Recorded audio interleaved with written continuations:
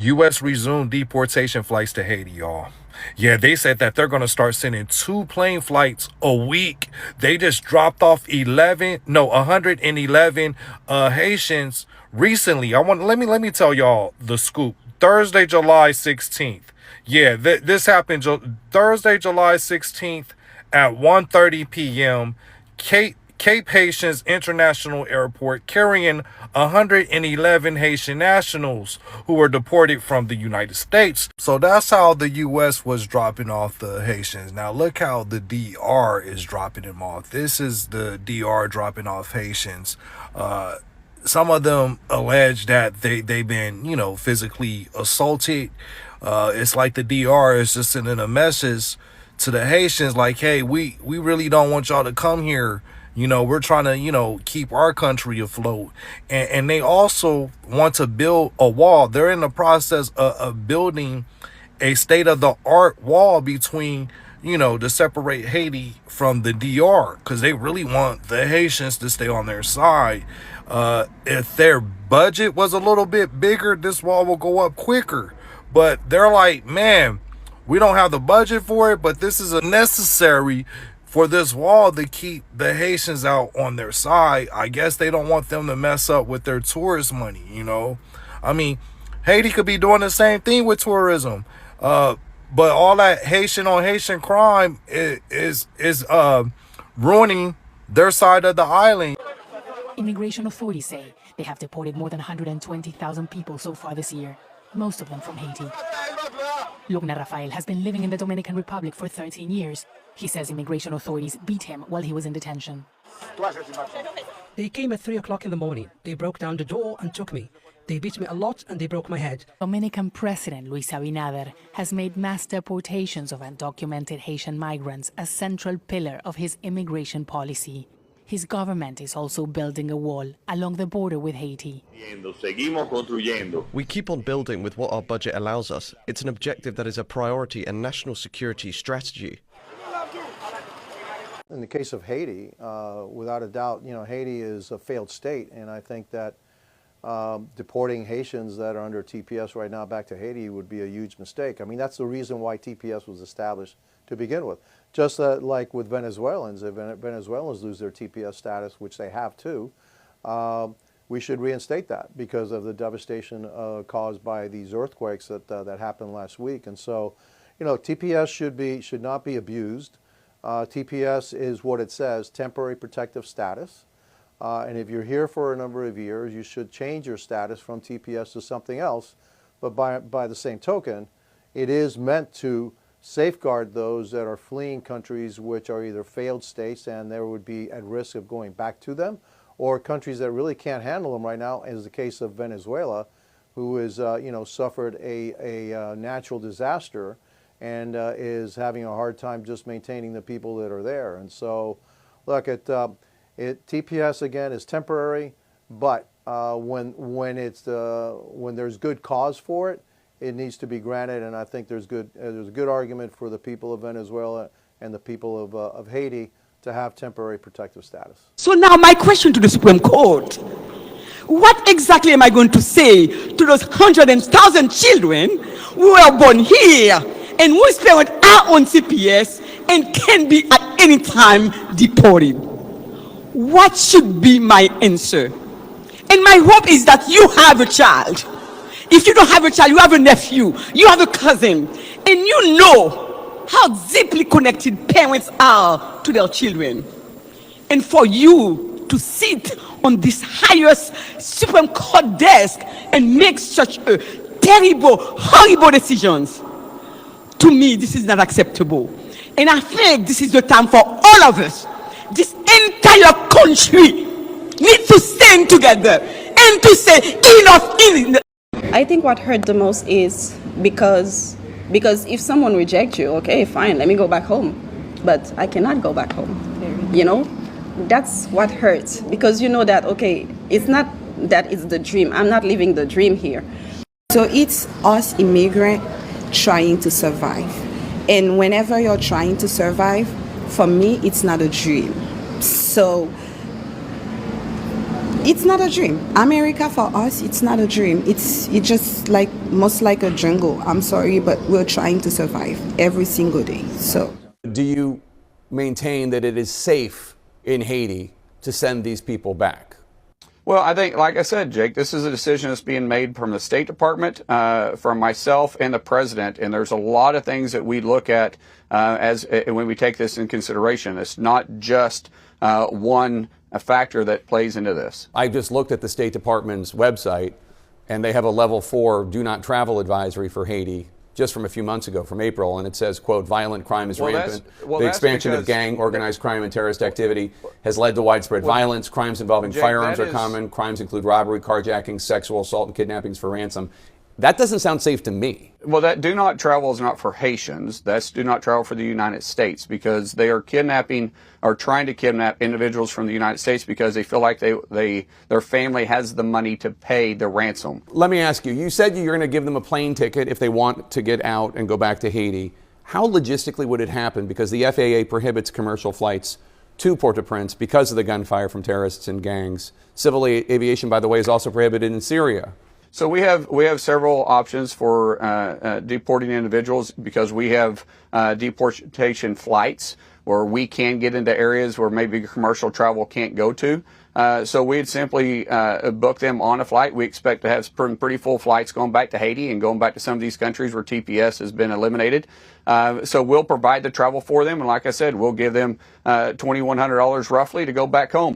I feel like with this whole TPS thing, there's some confusion that is going back and forth between Haitians and Black Americans. I saw this one lady who made a video saying that Black Americans think that all Haitians are being deported and that all Haitians were on TPS. And, you know, she saw some Black comments from Black Americans saying good riddance, goodbye, see you later, you know, stuff like that. All Black Americans are not, Black Americans, generally speaking, okay, I can pretty much guarantee you are not under the impression that all Haitians in America are being deported. That would be a very, very far-fetched thought, okay? I'm pretty sure most people are not. Now, there might be some stupid folks that think that they are all getting deported, but that most people, I'm sure, are not under the impression. And also, most people are not happy because because certain people are being deported. They're not happy about it. Most people, honestly, not to sound apathetic, but most people really just don't care. Most people would not have cared either way. So if they kept TPS, nobody would have said anything. Nobody would have been thinking about it.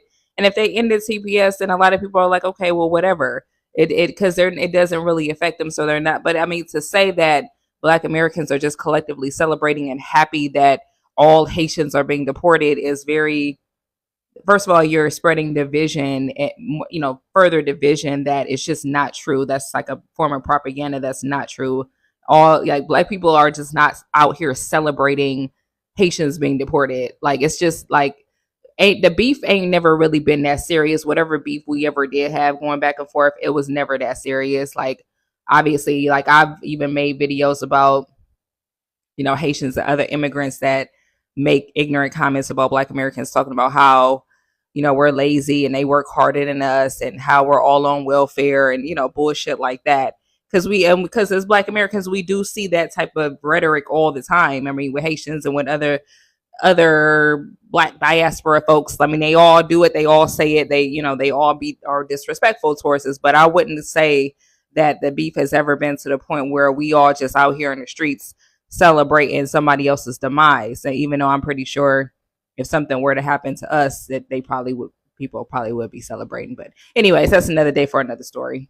Or another story for another day, whatever. You know what I mean. So I made a post about TPS, and for whatever reason, a bunch of Black Americans jumped up there. I don't even know what half the people on my post are talking about, but having a lot of shit to say about Haitians and TPS and going back home. And I'm really confused about it because my post was not about Black Americans at all. I didn't mention Black Americans, and I'm not sure what the correlation is. Like, what do Black Americans have to do with TPS in the first place? Like, maybe I need to post a visual representation of what's going on so, like, there's no confusion. So this is the Supreme Court. There's two Black people, both married to white people. Both this one's one of the most conservative black people I've ever heard of that, be tap dancing and shucking and jiving and everything else. So with all due respect to my black Americans, like, no beef. I respect everything that you've done in this country, and I do understand that because of your contributions in this country is the reason why there are immigrants able to be here. But you didn't make the decision, respectfully. Like, well, I'm not talking to you. There's no reason to talk to you. You didn't give TPS. You can't take it away. You're not able to give. We're fighting the same oppressor. You're waiting to get repaired just like we are. So I don't understand how I have a bunch of black Americans who are also waiting to get repaired by the same oppressor that I want to get repaired from, and sitting here like, go home, so I'll give you $2,100 in a plane ticket. From whose money? Like, you're still waiting on your cut. Like, what? I'm not understanding. Like, this ain't about y'all, respectfully. It's just not. Hello, welcome back to the Freedom Room. Today we'll be covering one of the biggest immigration stories in America. Hundreds of thousands of Haitians who have been living and working legally in the United States under the Temporary Protected Status, also known as TPS, are now facing an uncertain future after the US government moved to end those protections. This decision has sparked fear, debate, and strong emotions across the country. Before we break it all down, let's watch a few clips showing exactly what's happening. After the clips, we'll come back with our commentary. Thank you, stay tuned, and please watch to the end. 20,000 people in Massachusetts woke up Friday not knowing if they can stay in the country they call home. Last Thursday, the Supreme Court ruled 6-3 to let the Trump administration end temporary protected status for Haitian and Syrian immigrants. The decision gives the Department of Homeland Security virtually unchecked power to terminate TPS with no meaningful judicial review. TPS has protected Haitian families here since 2010 after a catastrophic earthquake devastated the country. Massachusetts has been proud to welcome thousands of Haitians who have greatly contributed to our state, raising kids born right here in Massachusetts, working in our hospitals, our elder care facilities, our schools. Justices Kagan, Sotomayor, and Jackson said the quiet part out loud. This decision was tangled up in race. Trump's own statements about Haiti were so ugly, so racially charged, that his own lawyers wouldn't repeat them in court. And let's be real, there are no flights to Haiti. The country was virtually destroyed and is now riddled with crime and poverty. So where exactly are we deporting people to? This is not just a Washington story. This is a Boston story, a Brockton story, a Mattapan story. Nearly 20,000 of our neighbors, people who pay taxes, who care for our elders, who send their kids to public schools, are now at risk of deportation. But here's what I need you to hear. The fight is not over. The House already passed a bill to extend Haitian TPS through 2029. The Senate hasn't voted yet, and that's where we need to push. Call Senators Markey and Warren. Tell them to bring this to a vote now. Our Haitian neighbors built lives here. They are part of the fabric of our state. And we might be massholes, but we take care of our own. In Springfield, they're eating the dogs, the people that came in, they're eating the cats. A lot of Haitians that are protected under TPS right now, but the Trump administration is fighting tooth and nail to terminate it, even as far as getting it to the Supreme Court, who will then decide their fate.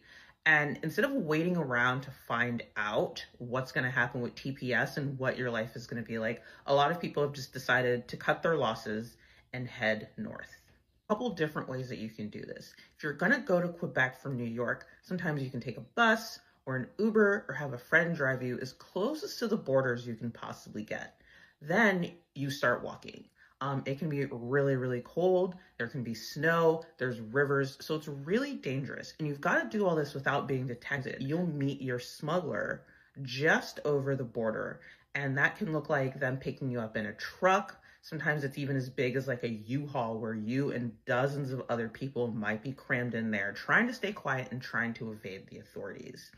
Then Once you finally make it across the border, more options appear. So if you have a friend that can house you, you can go stay with them. Sometimes you have to pay the smuggler even more money so they can find somewhere for you to stay for 2 weeks. Up until recently, Canada was kind of seen as a place that welcomed migrants, really. And so it feels less hostile than the United States. Canada just changed their laws. Where you were previously able to cross the border illegally, undetected, hide for 2 weeks, and then start your refugee claim, that's over. And so it's not that different than what's happening to you in the United States, with one big difference being that there's just not this feeling that there's roving gangs of immigration officials looking for you. And a lot of people are hoping that if they can just keep their head down in Canada, they can stay safe. They're testing the limits of Black people now belonging in this country. This is a big issue to me, and there's two parts to this. I said earlier on social media, the deportation of Haitian immigrants, or the revocation of their TPS, is a significant problem for all Americans, especially the Black community. And I say this to say that when they deport our Haitian brothers and sisters, these are our kinfolk, these are our people. They're not just targeting immigrants. They're testing the limits of Black people now belonging in this country. And I kept saying that this was going to happen when everybody was saying that the immigration issue, the Trumps and the Republican, and even Obama, remember the deporter-in-chief, that their aggressive actions towards immigrants, which basically targeted immigrants of color first, to kind of open that door, that this could easily begin to grow and become an attack on Black people. So that's why I've been saying multiple times, solidarity is not charity. Like, sitting there letting people get picked off one group at a time makes you more vulnerable. And it's like, y'all think because y'all can speak English, and y'all think because y'all ancestry been here for a little longer than some other Black people that y'all gonna be protected. I think you need to check the history of the country. They have a record for violating people's rights, especially when those people are darker and they look like me. It happens all the time. It's been happening for centuries. So I don't know why y'all feel so safe allowing it to happen, thinking that it won't spill over to you. Hundreds of thousands of Haitians in South Florida and across the country are facing possible deportation. This after the Trump administration ended an extension of the TPS, temporary protected status. Last year, the Biden administration extended TPS for Haitians until February of 2026, citing the widespread gang violence across the country. The cancellation, however, of this extension means TPS for about 500,000 Haitians will now expire on August 3rd. 34,000 Haitians were deported in the month of June alone in the DR, in the Dominican Republic. Now, this brings this number up to 196,321 Haitians that have been deported in the first half of the year of 2026. We haven't even made it through the whole year, y'all. I want to say, 5 more months will be a complete year. But yeah, within the first half of 2026, 196,321 Haitians have been deported out of the Dominican Republic. Their weekly goal is 10,000. Now, I don't know if Haitians are the only immigrants that they're deporting out of the DR, but that's the only immigrants that they're reporting on that they're deporting. Is it a revolving door? Is some of these immigrants, these Haitian nationals that they deport, do they revolve back to the DR? As you can see in the vehicle above me, Lord knows, who knows the number of those people that was tucked up in this vehicle. Man, I pray for the transmission on this vehicle. But anyway, yeah. So 10,000 a week is their goal. And so far, halfway through the year, it's been 196,000. Wow. Today, approximately 550,000 people will no longer have the legal right to work in the United States. Temporary protected status for Haiti has been terminated. And this is really going to affect the most populated Haitian areas, which include Florida, New York, and Ohio, we can expect to see a large DHS presence in these 3 locations looking for Haitians that are still in the United States or that may still be working past today that are no longer authorized to work. TPS for Haiti was initially started back in 2010 after they suffered that devastating earthquake, and it has been extended over periods of time. And while a lot of people may say, well, you had 15, 16 years to fix your papers and you didn't, those are the people that clearly know nothing about immigration law and are just spewing out hate and misinformation. We can expect this termination to have an impact on areas of employment such as healthcare and hospitality, where a lot of Haitians on TPS do work at. Now, there is a lawsuit that is going on, and while you may say, well, what's going to happen with the lawsuit? There were other lawsuits previous to that where the court has said that even if a case is pending litigation, if the TPS is terminated, Department of Homeland Security can still proceed with enforcement. As you have seen, this decision could affect roughly 330,000 to 350,000 Haitians who have relied on the TPS to live and work legally in the United States. Supporters of this policy say immigration laws should be enforced and that TPS was always meant to be temporal. Critics argue that Haiti is still facing severe gang violence, political instability, and a humanitarian crisis, making it dangerous for many people to return. So what do you think? Should the US extend the TPS until conditions in Haiti improve? Or is it time for the program to end? Share your thoughts in the comment section below and keep watching the next clips, and afterward we'll return with more commentary. Please watch to the end and please subscribe. Now at 11, we are on the ground in Haiti tonight, just hours after the Trump administration announced it's ending TPS for Haitians. Those living in the U.S. and right here in South Florida now face deportation. Good evening. I'm Lauren Pastrana. Elliot Rodriguez has the night off. We are the only South Florida news station with a reporter in Haiti right now. CBS News Miami's Tanya Francois joins us from Cap Haitian with the exclusive reaction. Here in Cap Haitian, the news of TPS ending and the hundreds of thousands of people returning back here spread very quickly. It seems to be the only thing people have been talking about. You are looking at the market area of downtown Cap Haitian from... Look at that nonsense, bro. That looks insane. It looks... Look. I'm not one for trying to diss other people's cultures. That's not what we're doing here. What I am saying is we don't want that in America. There's a guy, and I'm going to do a couple review videos of it tomorrow. There's a guy that's over in like Paris, London, and different places, Rome, and all of that type of stuff. And they're showing the influx of illegal migrants that are taking over some of the most touristy spots. And they're smoking crack on the street.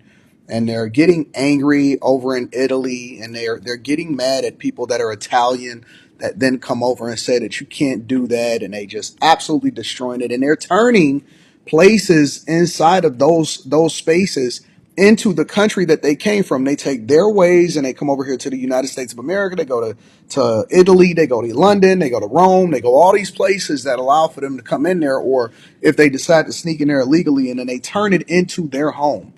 That is crazy, bro. It's insane. And they don't assimilate. They're not trying to be like us. They are trying to turn this place into what they know, because they're not even trying to learn the language. They're not trying to evolve. They're not trying to do none of that. It's insane, man. This afternoon, the streets are packed with people trying to shop and go about their day. Already moving through traffic was very difficult. The roads at times heavily congested. The people who live here say they've seen the population sharply increase because of people escaping gang violence in Port-au-Prince. Now, the thought of even more people coming here has one Haitian man very worried.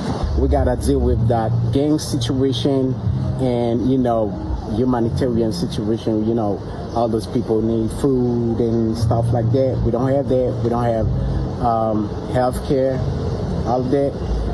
And we're going to receive all those people. So they don't even want their own people over there, and they expecting for us to want their people over here. They don't even want them in another city that's over there. And we supposed to be like, oh yeah, we love it over here. Man, so TPS is over with for you fucking Haitians. And you on this damn app acting like the damn raging Cajun at us because we don't give a fuck about y'all going home. Fuck you and them loud ass motherfucking barking dogs. Because we gonna continue to stand on business and make sure that you get the fuck up out of here. Y'all got to go home. You can feel how the fuck you want to feel. What I find funny is y'all getting kicked out of everywhere you flip-flopped your way to. You getting kicked out of, what, Dominican Republic? They kicking your ass out of the Bahamas. They kicking your ass out of Jamaica. Where else they kicking y'all? Turk and Caicos, they kicking y'all ass out. They kicking y'all ass out in Brazil. And I'm gonna tell you why they kicking y'all ass out. Because you're too motherfucking arrogant. You got too much fucking dip on your chip. You fucking entitled. You got big smoke for everybody but your fucking self. What the fuck you need to do is look in the mirror and go home and fix your fucking homeland. Fix your fucking self first. Because if your self ain't fixed, you can't fix home. Ain't no need of you lying talking about Haitians and all of this 1804 shit and what the fuck y'all did for black Americans. In the words of Finesse 2 times, bitch, you did nothing. Bitch. Because y'all love telling us they kick us out, we have a home to go to. If they kick you out, where are you going? Tardy fingernails, my ass is at home. That's the fuck you dummies don't understand. We home. We home. Our ancestors come from the fucking soil. I'm an indigenous American Indian, bitch. You know the copper-colored people. Them. That's who the fuck we are. We home. If they was gonna kick us out, they'd have been kicked us out. That's what you damn Twinkie head fools don't understand. We would have been gone if they could deport us, but we're non-deportable. Unlike you. So go ahead and put your damn shit and your bandana on the stick and H-Town stump your ass the fuck out. We don't care. Fuck you and all that damn dirt cookie goddamn babbling that you doing. Y'all talk about put some respect on Haitians' name. No, you put some respect on our shit. Because we didn't disrespect y'all. When they was running your ass up here like a damn episode of Django, what the hell was you doing? Crying, and who was helping y'all? Us. We made our damn voices heard. They help protect you. Then you gonna come over here and tell us what the fuck we run. What the fuck you run? Other than your goddamn patent turners. AKA your funky flat ass dusty feet. Man. Go the fuck home and shut the fuck up. 350,000 of our neighbors here in America are today at risk of immediate deportation, even though they came into the country legally. And their country is controlled by criminal gangs, and there is not a single safe place in their country. The country is Haiti, and the people in charge of diplomacy for America say no one should ever travel to Haiti for any reason due to the risk of crime, terrorism, kidnapping, unrest, and almost non-existent health care. People who work for the U.S. government in Haiti are not allowed to travel away from the U.S. embassy for non-essential reasons due to the danger involved in that. It's almost impossible to get to Haiti from America because every single U.S. airline is not operating to or from the capital of Haiti because the U.S. government has banned airlines from traveling there due to safety. That is where we're sending 350,000 of our neighbors to. The human cost of losing protection is real. And there are no people on planet Earth who can truly become secure when their future entirely depends upon the policies and politics of another country. Governments change. Elections change, policies change, courts change. The only lasting security a people possess is within the strength of the institutions that they build for themselves. And regarding temporary protected status, that is the conversation that Haiti and Haitians must begin having not tomorrow, but today. If we believe that the answer to every Haitian problem is another visa, another protected status, another extension, then we have accepted a future in which our destiny is always determined elsewhere. And we can no longer accept that. My stance on this is we should continue advocating for fair and humane immigration policies. We should support Haitian families navigating an uncertain future. We should recognize the extraordinary contributions that Haitians have made within the United States. After all, for many Haitian families, TPS was a lifeline. It allowed parents to go to work. It allowed children to grow up in stability. It allowed families to become taxpayers, business owners, teachers, healthcare workers, essential employees. So it should not go unnoticed and unrecognized the amazing contributions that Haitians have contributed to the United States for the past 16 years. But yes, I agree. The T in TPS stands for temporary. And now that this current administration has made it abundantly clear that the T stands for temporary, ask yourself some difficult questions. What are you building? And why are you building in a temporary state? Who's creating jobs in Haiti? Who is rebuilding neighborhoods? And who is investing in the country?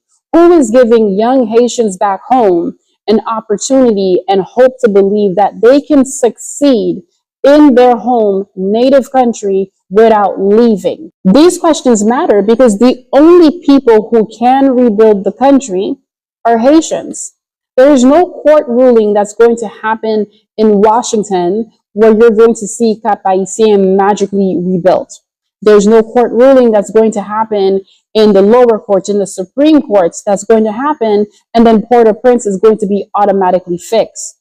Only Haitians can fix the country. The future of Haiti will not be secured by immigration policy alone. It will be secured when the Haitian diaspora views itself as not only a community that sends remittances, but a community that invests. We often debate on whether or not if Haiti needs foreign investors, and we're so blind to see that the Haitian community itself is enough because we span so far and wide, whether you're Haitian in France, Haitian in Chile, Turkey, Egypt, Morocco, we're enough to invest in our own community. The Haitian community does not lack organizations. It does not lack the expertise, and it does not lack the finances. We are the investors. The end of TPS, if it comes, will undoubtedly bring hardship to many families, and that hardship deserves empathy.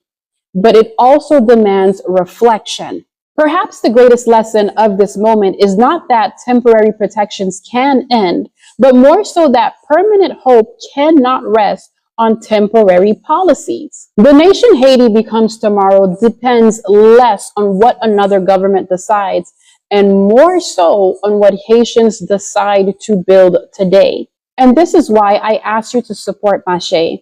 Every donation to Mache community creates jobs. It gives us the opportunity to restore neglected public spaces and give the Haitian community an opportunity to rebuild their neighborhoods with dignity. The link is in my bio for anyone who wants to support Mache. Now you have seen why this issue has become one of the most talked about immigration stories in America. The outcome could have a major impact on Haitian families, employers, and communities across the United States, while Haiti itself continues to face enormous challenges. Here at the Freedom Room, we'll continue to bring you the latest updates and balanced discussion on the story shaping America and the world. If you found this video helpful or informative, don't forget to like, please subscribe, comment, and share your views. Thank you for watching, and we'll see you in the next video.